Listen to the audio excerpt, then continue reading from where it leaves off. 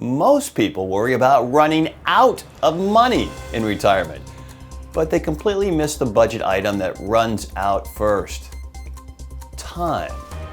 So today I'm talking about the retirement budget item almost nobody talks about. They just forget about it. Your hours, your days, your weeks, and how ignoring it can wreck even the best financial plan.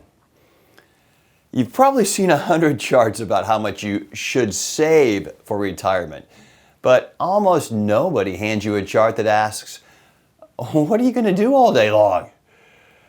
A recent article I read made this point rather bluntly. Unstructured time is one of the most common sources of post-retirement dissatisfaction. Even for people who are financially secure, they've got all the money they need, and failure to plan their time leaves them dissatisfied. All right, we're going to expose the retirement budget that's hiding in plain sight. Why you need to think about time. Show you why I'll just relax and see what happens. Yeah, a dangerous plan. And give you a simple framework to build a time budget that actually supports your money budget and your mental health. And if you're mentally healthy, well, hopefully your body will follow along. All right, yeah, it's something nobody ever plans for because we're always talking about the financial part. When we build retirement plans, we obsess over income, your health and health care. Taxes, yeah, what are we going to draw down first? Inflation, yeah, that's run away, right? They're all critical, but they're not the whole picture. So this article I read shared the story of a retiree who had plenty of money on paper, and he was still miserable. He was anxious, restless. He lost his identity. Who was he anymore if he didn't have to get up and go to work? So what's the missing piece? Well, he had no idea how to use his new wide open calendar in a way that felt meaningful. Meaningful. You can only sit around the clubhouse so long after 18 and chit-chat and play cards all afternoon, right? It'll get old after about 10 days or 2 weeks. So the author of this article pointed out that unstructured time is one of the biggest drivers of disappointment after retirement. And that's true even among households that have enough financially. So it's not just, hey, do I have the money to retire? But do you have a plan for your days that fits into who you really are? Yeah, why does it feel so uncomfortable if you don't have a place to get up and go to? Think about your working years. You had a schedule. You had responsibilities. You had people relying on you, not just your family, the people at work, your clients, your customers, your coworkers. Even if you didn't love your job, that structure quietly answered those big three questions. Where do I go? What do I do? And who needs me? When you retire, all of that vanishes overnight. This article also noted that many new retirees underestimate how disorienting this really is. They wake up to long, empty days, no deadlines, no clear sense of progress or purpose. And at first, that feels like freedom. Yeah, I could sit all day long on the beach sipping margaritas or mimosas or whatever those things are. But yeah, over time, unstructured time often turns into boredom, restlessness, overspending to fill up the void. Yeah, you think buying more stuff or that Amazon guy coming today is going to make you happy? Maybe temporarily. And the last one is the kicker. If you don't budget your time, your money budget starts to suffer too. Yeah, how much stuff can you really buy at Amazon or anywhere? I remember as a kid taking road trips with my parents. They were big on audio tapes, tapes of the business leaders of the day. And these were tapes, physical tapes. We were beyond the 8-tracks at this point, but they were cassette tapes of Zig Ziglar, Brian Tracy, Earl Nightingale. Remember him with that big booming voice? Yeah, I remember him, Earl Nightingale, defining success as the progressive realization of a worthy ideal. Yeah, a goal. You gotta have a goal. You gotta be pursuing something important to you. Success is not just reaching the destination, but the act of moving toward a goal that you have chosen. And so that's where I think many people get lost in retirement. They no longer have something they're getting up and working towards. And it doesn't have to be the job you did for 30 or 40 years, but it's got to be something. All right, so here's how a time budget protects your money too. It's the part most traditional plans miss. Your spending is heavily influenced by how you spend your time. Yeah, we just talked about that. If your default activity is shopping and going out, well, your discretionary spending will balloon. If your default activity is streaming shows on Netflix and Amazon Prime, okay, I'll give you a reacher. Well, then your health and mood can slide. And that can lead to more healthcare costs and less motivation to engage with life. All right, I'll give you another one. Paramount Plus, Landman. Yeah, that one's pretty good. But you can't do it all day long. So if you feel aimless, it's easy to use money as entertainment instead of a tool. And the article went on to explain that retirees with no plan for their time, yeah, what did you think? They often overspend in the early years on travel, hobbies, impulse purchases. And then they feel forced to cut back later when their portfolio doesn't keep up.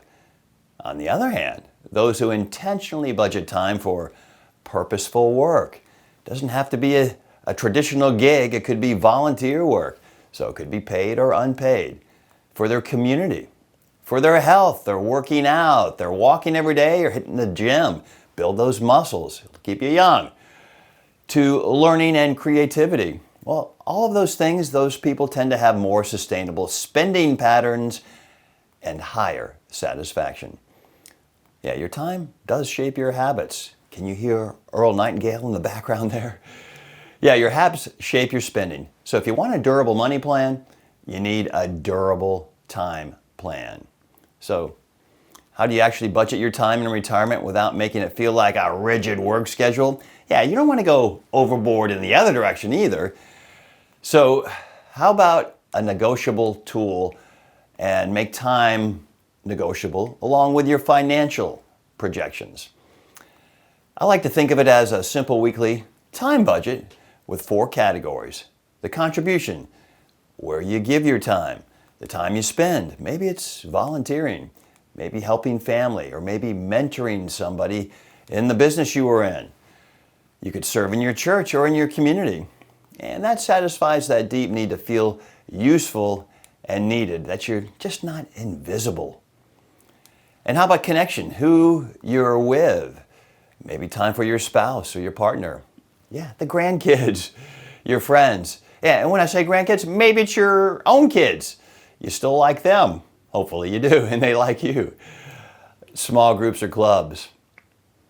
Clients who integrate community and relationships into their plan naturally feel more confident and engaged. Yeah, everything I read always says the social part is key to keeping you young.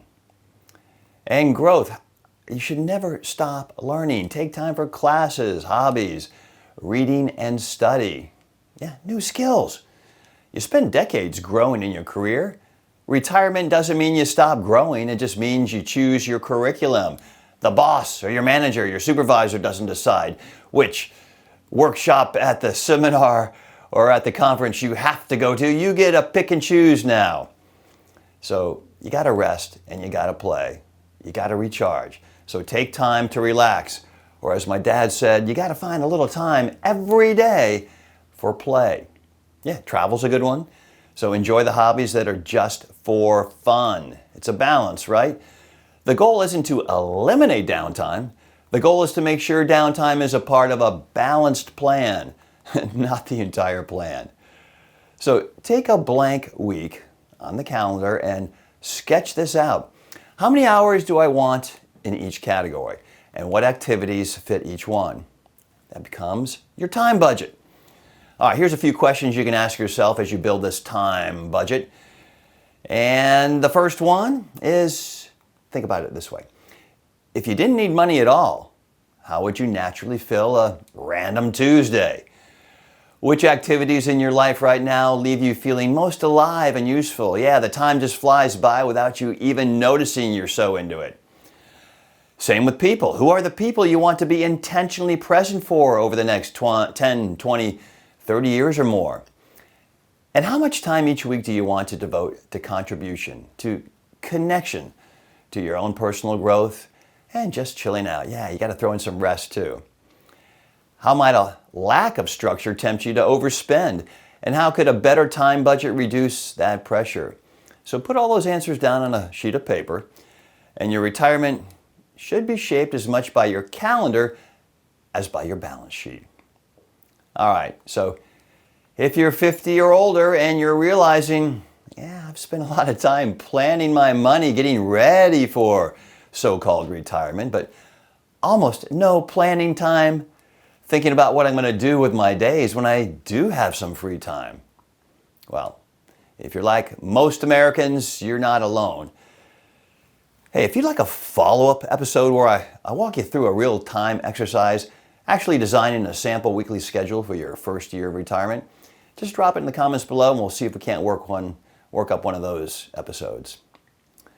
Do the time budget. So if this gave you a new way to think about planning retirement with that extra line item in your financial plan, a time plan, yeah, why not like it so more folks can see it? Subscribe for more retirement and Social Security content. And hey, come on, why not share with a friend who's maybe already retired and feeling a little sheepish and restless about, what am I going to do all day?